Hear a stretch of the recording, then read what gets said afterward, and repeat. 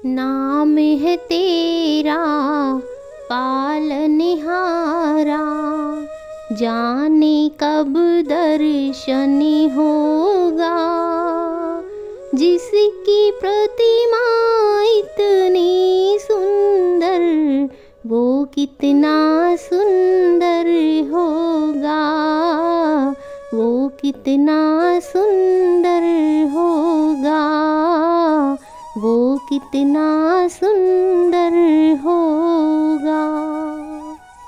सभी को जय श्री राधे, जय श्रीमन नारायण।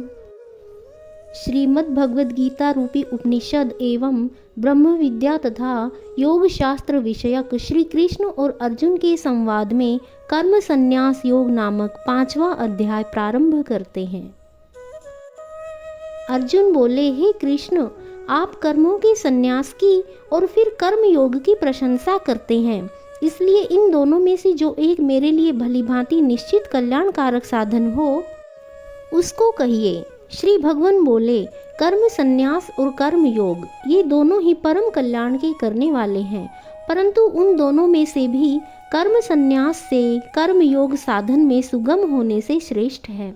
हे अर्जुन, जो पुरुष न किसी से द्वेष करता है और न किसी की आकांक्षा करता है, वह कर्म योगी सदा सन्यासी ही समझने योग्य है, क्योंकि राग द्वेषादि द्वंद्वों से रहित पुरुष सुख पूर्वक संसार बंधन से मुक्त हो जाता है। उपर्युक्त संन्यास और कर्म योग को मूर्ख लोग पृथक पृथक फल देने वाले कहते हैं, न कि पंडित जन, क्योंकि दोनों में से एक में भी सम्यक प्रकार से स्थित पुरुष दोनों के फल रूप परमात्मा को प्राप्त होता है। ज्ञान योगियों द्वारा जो परमधाम प्राप्त किया जाता है, कर्म योगियों द्वारा भी वही प्राप्त किया जाता है। इसलिए जो पुरुष ज्ञान योग और कर्म योग को फल रूप में एक देखता है, वही यथार्थ देखता है। परंतु हे अर्जुन, कर्म योग के बिना संन्यास अर्थात मन, इंद्रिय और शरीर द्वारा होने वाले संपूर्ण कर्मों में कर्तापन का त्याग प्राप्त होना कठिन है, और भगवत स्वरूप को मनन करने वाला कर्मयोगी पर ब्रह्म परमात्मा को शीघ्र ही प्राप्त हो जाता है। जिसका मन अपने वश में है, जो जितेंद्रिय एवं विशुद्ध अंतःकरण वाला है, और संपूर्ण प्राणियों का आत्म रूप परमात्मा ही जिसका आत्मा है, ऐसा कर्मयोगी कर्म करता हुआ भी लिप्त नहीं होता। तत्व को जानने वाला सांख्य योगी तो देखता हुआ, सुनता हुआ, स्पर्श करता हुआ, सूंघता हुआ, भोजन करता हुआ, गमन करता हुआ, सोता हुआ, श्वास लेता हुआ, बोलता हुआ, त्यागता हुआ, ग्रहण करता हुआ तथा आँखों को खोलता और मूंदता हुआ भी सब इंद्रियां अपने अपने अर्थों में बरत रही हैं, इस प्रकार समझकर निसंदेह ऐसा माने कि मैं कुछ नहीं करता हूँ। जो पुरुष सब कर्मों को परमात्मा में अर्पण करके और आसक्ति को त्याग कर कर्म करता है, वह पुरुष जल के कमल के पत्ते की भांति पाप से लिप्त नहीं होता है। कर्मयोगी ममत्व बुद्धि रहित केवल इंद्रिय, मन, बुद्धि और शरीर द्वारा भी आसक्ति को त्याग कर अंतःकरण की शुद्धि के लिए कर्म करते हैं। कर्मयोगी कर्मों के फल का त्याग करके भगवत प्राप्ति रूप शांति को प्राप्त होता है, और सकाम पुरुष कामना की प्रेरणा से फल में आसक्त होकर बंधता है। अंतःकरण जिसके वश में है, ऐसा सांख्य योग का आचरण करने वाला पुरुष न करता हुआ और न करवाता हुआ ही नव द्वारों वाले शरीर रूप घर में सब कर्मों को मन से त्याग कर आनंद पूर्वक सच्चिदानंद परमात्मा के स्वरूप में स्थित रहता है। परमेश्वर मनुष्यों की न तो कर्तापन की, न कर्मों की और न कर्म फल के संयोग की ही रचना करते हैं, किंतु स्वभाव ही बरत रहे हैं। सर्वव्यापी परमेश्वर भी न किसी के पाप कर्म को और न किसी के शुभ कर्म को ही ग्रहण करता है, किंतु अज्ञान के द्वारा ज्ञान ढका हुआ है, उसी से सब अज्ञानी मनुष्य मोहित हो रहे हैं। परंतु जिनका वह अज्ञान परमात्मा के तत्व ज्ञान द्वारा नष्ट कर दिया गया है, उनका वह ज्ञान सूर्य के सदृश उस सच्चिदानंदन परमात्मा को प्रकाशित कर देता है। जिनका मन तद्रूप हो रहा है, जिनकी बुद्धि तद्रूप हो रही है, और सच्चिदानंदन परमात्मा ही जिनकी निरंतर एक ही भाव से स्थित है, ऐसे तत्परायण पुरुष ज्ञान के द्वारा पाप रहित होकर अनु और अपुनरावृत्ति को अर्थात परम गति को प्राप्त होते हैं। वे ज्ञानीजन विद्या और विनय युक्त ब्राह्मण में तथा गो, हाथी, कुत्ते और चांडाल में भी समदर्शी ही होते हैं।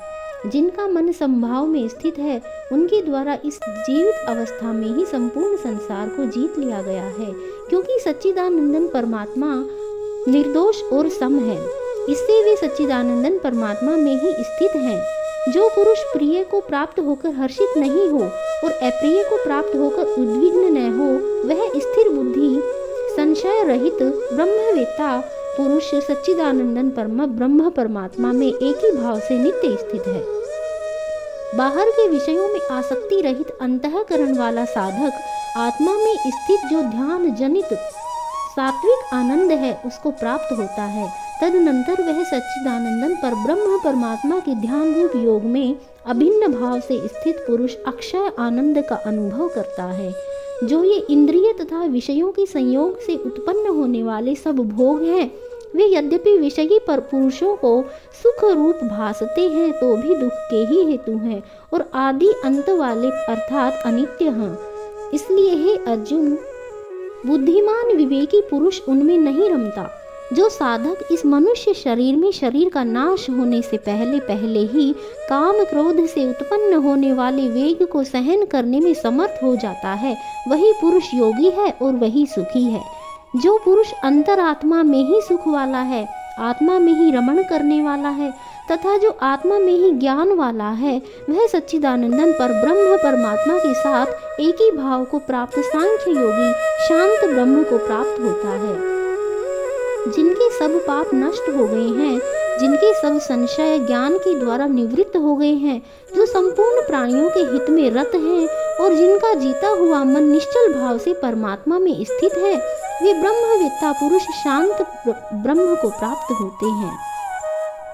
काम क्रोध से रहित जीते हुए चित्त वाले पर ब्रह्म परमात्मा का साक्षात्कार किए हुए ज्ञानी पुरुषों के लिए सब ओर से शांत पर ब्रह्म परमात्मा ही परिपूर्ण है। बाहर के विषय भोगों को न चिंतन करता हुआ बाहर ही निकालकर और नेत्रों की दृष्टि को भ्रिकुटी के बीच में स्थित करके तथा नासिका में विचरने वाले प्राण और अपान वायु को सम करके जिसकी इंद्रियां, मन और बुद्धि जीती हुई है, ऐसा जो मोक्ष परायण मुनि इच्छा, भय और क्रोध से रहित हो गया है, वह सदा मुक्त ही है। मेरा भक्त मुझको सब यज्ञ और तपों का भोगने वाला, संपूर्ण लोगों के ईश्वरों का भी ईश्वर तथा संपूर्ण भूत प्राणियों का सुहृद अर्थात स्वार्थ रहित दयालु और प्रेमी, ऐसा तत्व से जानकर शांति को प्राप्त होता है। इति श्रीमद् भगवद गीता रूपी उपनिषद एवं ब्रह्म विद्या तथा योग शास्त्र विषयक श्री कृष्ण और अर्जुन के संवाद में कर्म संन्यास योग नामक पंचम अध्याय। जय भगवद गीते, जय जय भगवद गीते, हरि कमल विहारिणी सुंदर सुपुनीते। जय जय भगवद गीते, कर्म सुमर्म प्रकाशिनी कामासक्ति हरा, तत्व ज्ञान विकासिनी विद्या ब्रह्म परा। जय जय भगवद गीते, निश्चल भक्ति विधायिनी निर्मल मलहारी, शरण रहस्य प्रदायिनी सब विधि सुखकारी। जय जय भगवद गीते, राग द्वेष विदारिणी कारिणी मोद सदा, भव भय हारिणी तारिणी परमानंद प्रदा। जय जय भगवद गीते, आसुर भाव विनाशिनी नाशिनी तम रजनी, दैवी सद्गुण दायिनी हरि रसिका सजनी। जय जय भगवद गीते, समता त्याग सिखावनी हरि मुख की बानी, सकल शास्त्र की स्वामिनी श्रुतियों की रानी। जय जय भगवद गीते, दया सुधा बरसावनी मातु कृपा कीजे, हरिपद प्रेम दान कर, हरिपद प्रेम दान कर, अपनों कर लीजे। जय जय भगवद गीते, जय भगवद गीते, जय जय भगवद गीते, हरि कमल विहारिणी, हरि कमल विहारिणी, सुंदर